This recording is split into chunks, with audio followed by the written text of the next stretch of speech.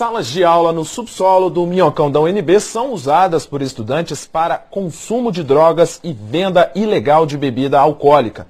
Veja na reportagem de Alessandra de Castro, Diego Moraes e Luiz Quilião. Quinta-feira, 5 da tarde. É com uma câmera escondida que nossa equipe entra no subsolo da Universidade de Brasília. Este corredor de paredes pichadas é conhecido por aqui como Corredor da Morte. No caminho, salas onde há alguns anos funcionavam laboratórios de física, geologia e que hoje abrigam centros acadêmicos. Em horário de aula, essa turma se reúne para jogar videogame e fumar maconha. Em pouco tempo, vários cigarros são preparados e passam de um para outro. Na sala ao lado, a reunião é regada a muita cerveja, vendida ali mesmo. As geladeiras estão lotadas de bebida. Nas paredes, tabelas de preços. No início da noite, o encontro se transforma em festa. Pergunto o que tem para beber.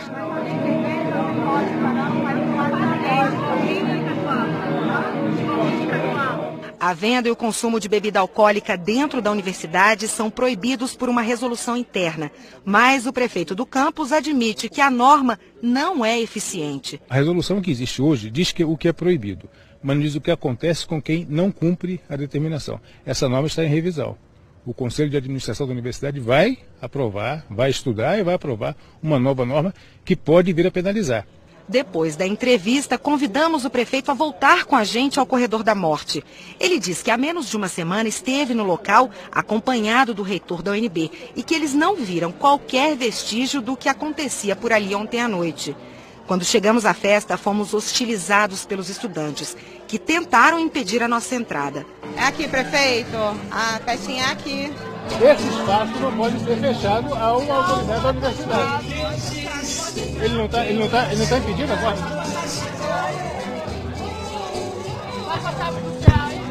Aí, cuidado! Tá me machucando! Meu pé! Abre meu pé!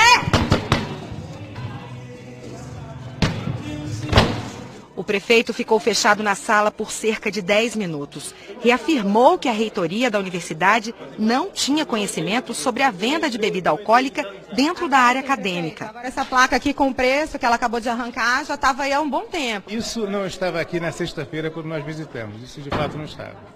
Agora, da mesma forma que ela tirou, pode ter colocado com a mesma rapidez. Eu não sei. Na sexta-feira não estava. Durante toda a confusão, não apareceu nenhum segurança, mesmo a pedido do prefeito do campus. Um absurdo, né? Exatamente. E o prefeito disse que em março deve começar a desocupar as salas do subsolo do Minhocão, que será reformado. Até lá, prometeu coibir esse tipo de atividade com o apoio da polícia e da comunidade acadêmica. Faz 25 anos que está em decadência a UNB. Na parte política, houve a liberdade finalmente, mas na parte econômica, na parte acadêmica, afunda. Afunda em laboratórios, em biblioteca, na didática, na limpeza, nos jardins do campus. É o testemunho daqueles que estudaram antes lá e dos que estão estudando hoje. Professores dizem que dão aulas sob cheiro de maconha. Depois que nossos repórteres flagraram a venda de bebidas alcoólicas e o consumo de drogas na universidade, nossa equipe voltou lá e você vai ver com detalhes o chamado Corredor da Morte. Fomos a outros locais no subsolo da universidade com salas de aula em boas condições e uma prova de que é possível usar o local para o objetivo real da universidade, o ensino. Mesmo durante o dia, o ambiente é sombrio. As lâmpadas são revestidas por um plástico para diminuir a luz. E nas paredes, pichações, desenhos e mensagens de apologia às drogas. Hoje, enquanto nossa equipe esteve no corredor, nenhum centro acadêmico foi aberto. Havia apenas uma porta arrombada que logo foi fechada pela funcionária da limpeza. No chamado Corredor da Morte, há 16 salas. 15 estão ocupadas por centros acadêmicos, que controlam tudo. Aqui a gente nota que até o sistema de energia elétrica é comandado pelos estudantes. Só eles têm a chave desse cadeado e, consequentemente, eles é que têm condição de ligar ou desligar a energia. As chaves também estão nas mãos dos estudantes e nem adianta a universidade trocar fechadura.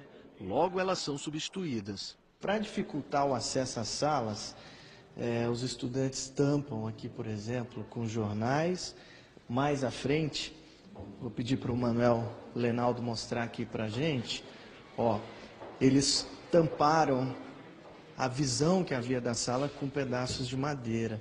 Além disso, as portas são reforçadas com cadeados e as antigas travas foram retiradas. A promessa de transferir os centros acadêmicos para outro lugar não é de hoje.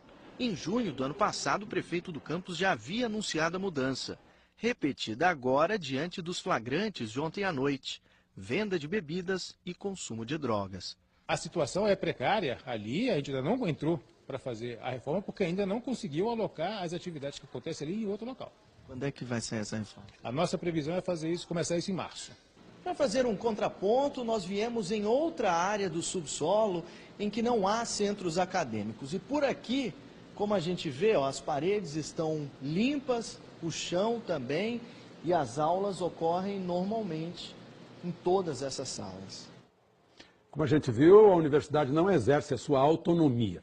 O MEC, no entanto, alega que por causa da autonomia nas universidades não pode se pronunciar sobre venda de bebidas alcoólicas e consumo de drogas. O MEC é o Ministério da Educação. O reitor da Universidade de Brasília, José Geraldo de Souza Júnior, diz que as providências já estão sendo tomadas para evitar que casos como os que foram mostrados nas reportagens se repitam. Nós vamos fazer a determinação de constituição de comissão de apuração. O segundo é uma programação que alcança toda a universidade de reordenamento dos seus espaços e redistribuição das funções de utilização desses espaços. Aquele âmbito ali, chamado de Corredor da Morte, é um desses espaços que está em programa de reforma a partir da sua disponibilidade com a mudança de unidades que funcionavam